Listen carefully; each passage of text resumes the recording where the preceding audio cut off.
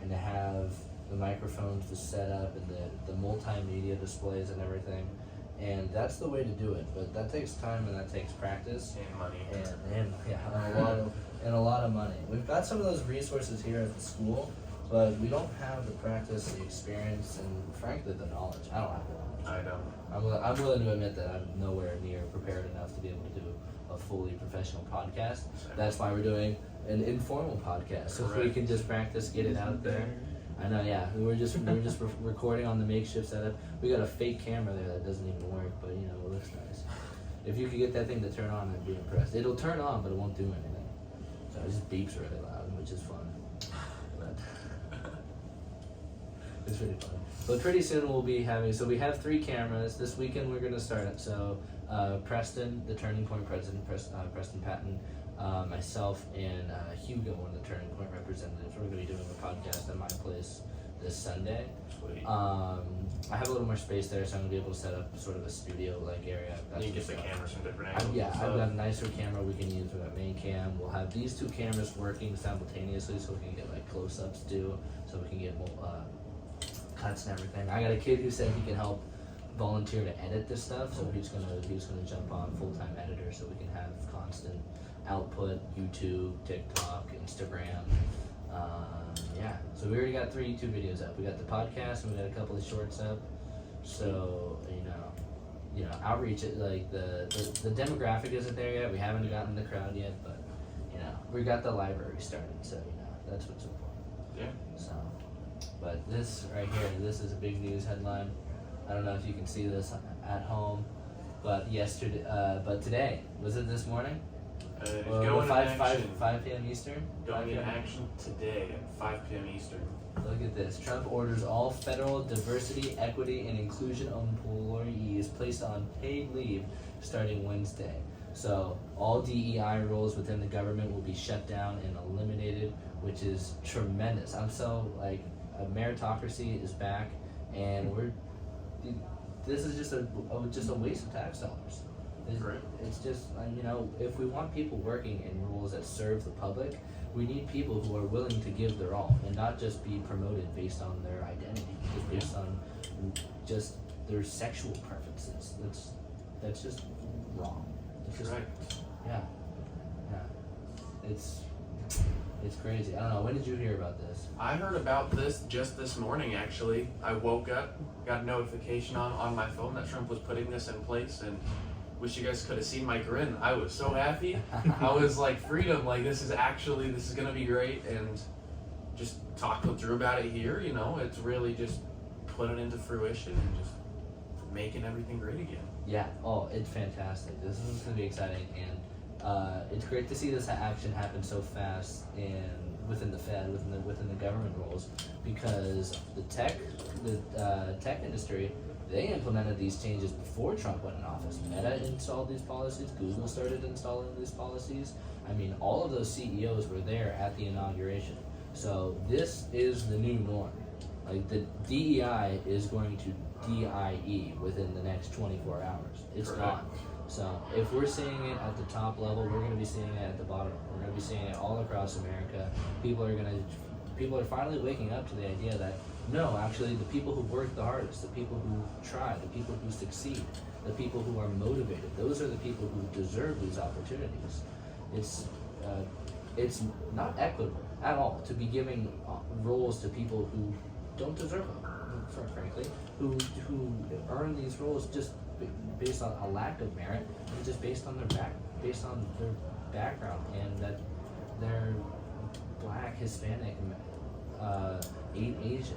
Well, in fact, it's the opposite for Asian with the affirmative action cases in college. I mean, that was just brutal. I remember having everyone, my high school, my senior year, the most popular school applied to was UCLA, by far, and it was one of the least admitted for our school, and this was private Catholic school, so these are all people who were taking APs, multiple APs, were like leaders on campus, incredibly high GPAs. Some people had even perfect 5.0 GPAs, which doing it at that school was incredibly difficult. I know I did not have a 5.0 GPA. I didn't have a 4.0 GPA. I was struggling to keep a 3.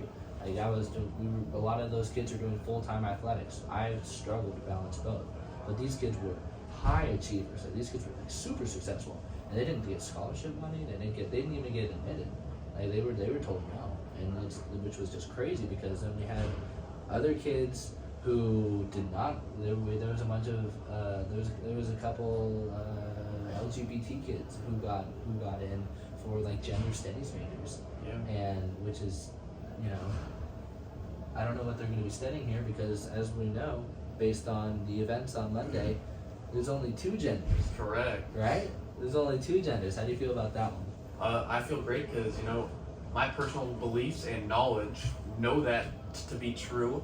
There's not 56, 78, or 100 genders as lots of those people may think, but now they're being knocked back into reality by showing, yeah, there's 2 genders, folks. That's the phrase, knocked back into reality. It has strayed so far from reality. It gets frustrating arguing not even arguing, just getting into conversation, because it's just arguing against the wall. They're just so adamant about the gender ideology, about the sexual ideology. But frankly, that's a discussion that doesn't really need to be held in public. So we're in a private conversation. We're in a private room here, having this as a conversation between Correct. 2 people, 3 people. So this isn't something that needs to be like super public. But like when you're born at the hospital, doctor says male or female. That's how the government. That's how life is. You know, you don't hear a lot about, you know, homosexual chickens. No. Or, you know, I mean, it happens with some animals, but like you don't really hear a lot about transgender animals. You know, you don't go to the barnyard and see animals it's not a like thing. that. Yeah, no, it's not. It's ridiculous that the argument went so far that there had to be an official mandate to just change that, and which that's what the people wanted. I mean, it's not an accident that he's there. But the popular vote, the electoral vote, most popular president in ages, and then to see what he did yesterday, and to see the crowd that was there. I mean, did you see the crowd in the Capital One Arena? It was unbelievable. Insane. Oh my goodness, and they were going nuts, and they were there all day. There was a bunch of buddies from SMU who were there, and they were just having an absolute blast. It was electric. Oh my goodness. What did you have any favorite moments from the inauguration festivities?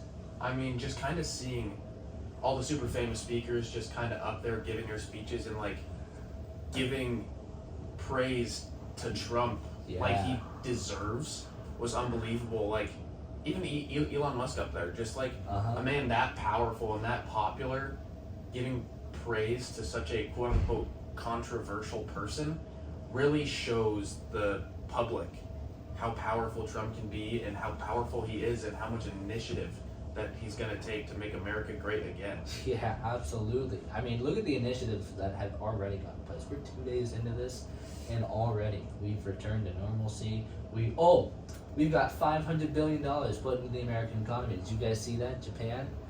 So 2 weeks before the inauguration. Yeah, how we're doing on time here? I got 2 minutes. 2 minutes. We'll make this one quick. Okay, so 2 weeks before the inauguration, Trump meets with Japan executives talking about how they're going to make a $100 billion investment into the United States to help grow our tech and help grow our industry. And Trump on stage counters to $200 billion, and Japan agrees. He goes, we will find a way to get it done. And then yesterday, he brings him back, and in front of the White House, in front of the press, in front of America, he says, Mr. Trump, you offered me $200 billion, and we return your offer with $500 billion, $500 billion in foreign investment in the United States, just from Japan. That doesn't even include what he's gotten overseas in Europe and in the Middle East, and it's not stopping at all. And cutting that Paris climate treaty saved another $1 trillion. So correct. It's sick. Any thoughts on that? That one I'm pretty excited for, because it was painful for years and years and years to see the Paris climate treaty just enact essentially just tariffs, essentially just get taxes from the United States, and that's not from the United States government. That's from the United States, the people. Yep. That's money that's coming from the people to pay a foreign government agency that has not affected our climate at all. According to all these media outlets and scientists, the climate's getting worse every year. I mean, if we're gonna get into that, you know, if what happened in California was climate change, if what happened in Florida and North Carolina was climate change, what's happening now in D.C. with the freeze was climate change, these events have only become more dramatic. So, what has our role in the Paris Climate Treaty had at all? It had no role, in my opinion.